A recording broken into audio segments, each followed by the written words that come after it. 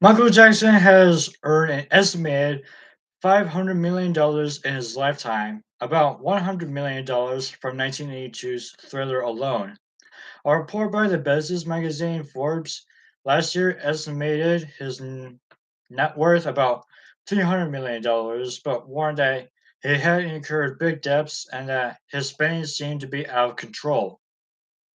Though Michael was has made some canny investments, he has experienced financial difficulties in recent years because of his high overheads.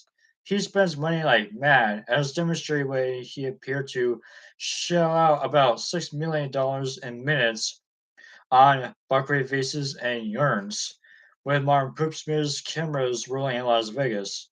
I want that one, he exclaimed, and that one, and that one, and yoo-hoo, how much is that one? However, he did return much of that merchandise after the program was broadcast. Buyer's remorse, perhaps, or maybe just a reconsideration of his taste in furnishings. His death of 120 people cost him about $300,000 a month, more than once. The company that leases much of the amusement park equipment has threatened to repossess it. Moco has had to come up with emergency payments, thereby not being able to compensate certain employees. Neverland's monthly expenditures amount to about $1.2 million. In 2001, Michael Justin and NSYNC made a couple of TV appearances together on Michael's megalomaniacal 30th anniversary television special and then MTV Music Video Awards that year. Bernie also appeared in the anniversary program performing The Way You Make Me Feel with Jackson. However, the footage was cut from the broadcast due to contractual issues. And now you know why that wasn't in the final cut. A couple of years ago, Michael used his one half share of the Sony ATV music catalog as collateral to borrow $200 million. Michael bought ATV in 1985 for $47.5 million. 10 years later, in 1995, he sold 50% of ATV to Sony for about $90 million. Excuse me. Sony ATV, of course, owns the publishing rights to hundreds of Beatles songs as well as more than 400,000 other songs, including some of Elvis's and then Madonna's. Sony guaranteed the $200 million loan for Michael. However, if he defaults, the company can then move to claim his share of ATV. He's a ticking financial time bomb waiting to explode, claimed the attorney of Myung-Ho Lee, his former financial manager from 1998 to 2001, who sued him for back payment. The suit was settled in June 2003. More than likely, in order to meet the loan, Markle would borrow $200 million from someone else, pay back the original lender, and then owe the money to a new one. He is never going to be as sensible when it comes to finances, yet he will always live like a king. According to different legal filings along the way, he owes hundreds of thousands of dollars to attorneys, publicists, and even to limousine companies. People apparently work for him and then wait to be paid because it's worth it just to be able to affiliate with him. He even still owes money to a contractor who built Neverland. Those who predict his financial downfall forget that he's a person with whom powerful people want to rub shoulders, no matter what. A famous man who traffics with the international elite. There will always be someone, somewhere, willing to bail him out. If it becomes necessary to do so, if he's viewed as a poor risk, why? Because he's Michael Jackson.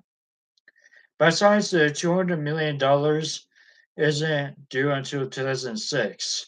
In Michael's world, that's a lifetime away. There are times when he's simply trying to get through the week. His eye certainly isn't on what will happen in 3 years. Also, he can take comfort in knowing that he can eradicate the entire matter by doing the one thing he most doesn't want to do tour. A couple of unsuccessful CDs, videos, and bad judgment calls can still not dim the glory that has been Michael Jackson's performing career for decades. His 1997 history tour was a monumental success for him, setting audience attendance records at each step along the way. The public might not be as supportive of his music as it is before the allegations, but Buckle still sold out concert halls after the scandal. For instance, he feared that he would have problems performing in the United States. That was particularly nervous about two January 1997 dates in Hawaii, his first American shows since the scandal and his first U.S. tour stop since 1989.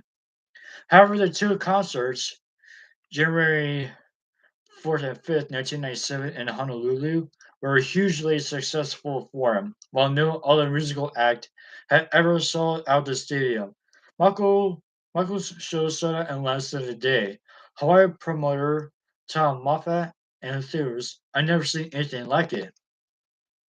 There's been nothing even close to this. The Rolling Stones, Elton John, Julio Iglesias, the Eagles. Evan Chandler may have thought he would ruin Michael Jackson, and maybe he did do significant damage where record sales are concerned, but not when it comes to his ability to draw concertgoers. In 2001, he was offered $10 million simply to perform 2 nights in Las Vegas.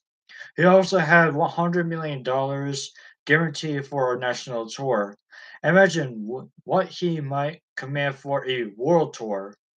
He could earn enough to handle his responsibility with the bank loan, plus whatever he may require to cover his annual Toys R Us budget.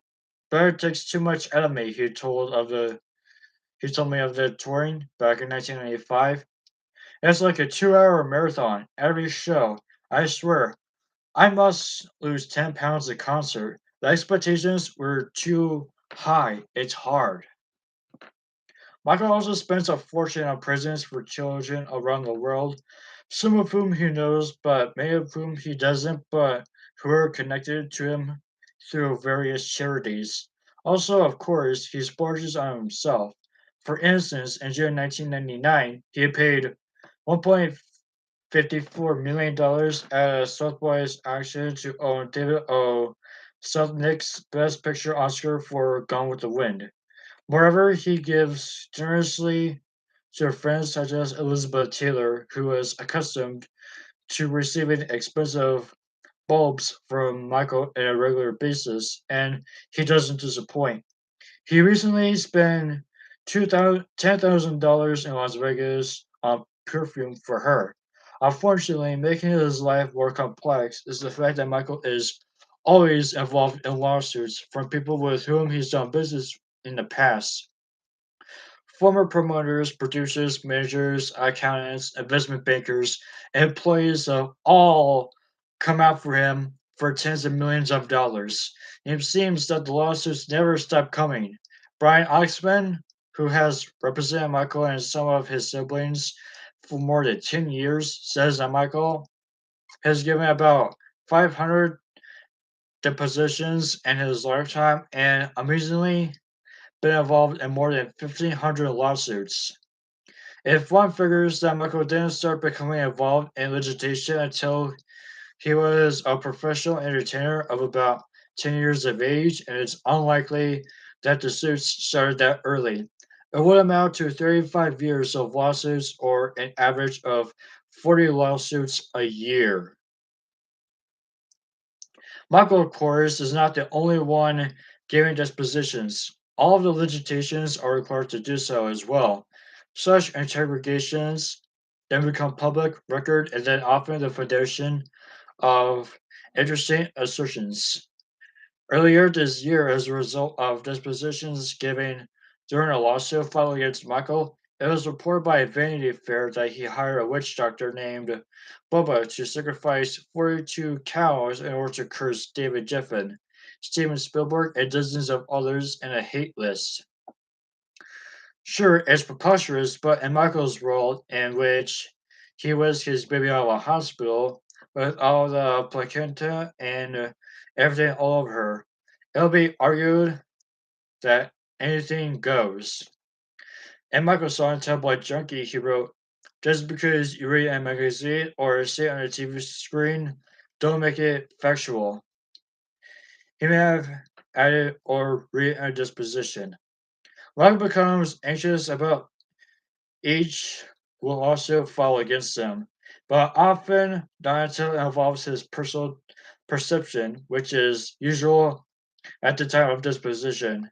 He has, in some occasions, in the past, not even when he should, says Oxman.